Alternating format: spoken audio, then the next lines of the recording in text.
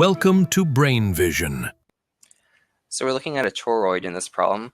So that's just like a solenoid where we have all of these loops of wire, except instead of being a straight line, it's wrapped into a circle like this. So it goes all the way around.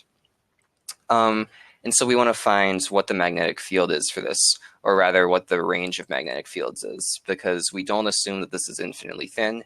And so that means the magnetic field is going to be larger in the middle than it is on the outer edge. And so if we just find the minimum value and then find the maximum value that the field can be, that'll give us our range. So the magnetic field is just given by mu naught times n, the number of coil wraps here, and we're told that it is 687. And then times the current, which we have as 25 amps, and then divided by 2 pi r, where r is the distance from the center of the toroid, just as I have shown here.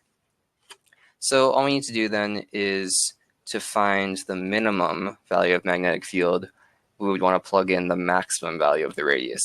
Since it's in the denominator, the larger the radius, the smaller the field. So they give us the diameters here, not the radiuses, the radii.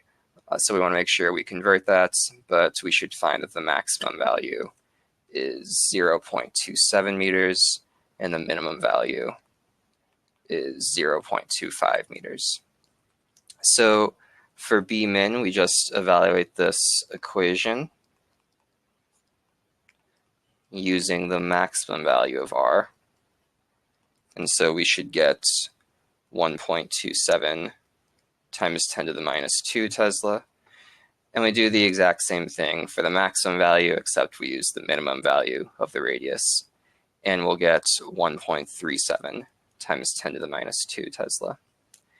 So if we want to write the range, then we could say that B is always going to be greater than the minimum value of 1.27 times 10 to the minus 2, and then always less than the maximum value of 1.37 times 10 to the minus 2.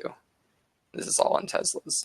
So we have the max right here at this edge, and then it gets lower and lower and lower as it goes out.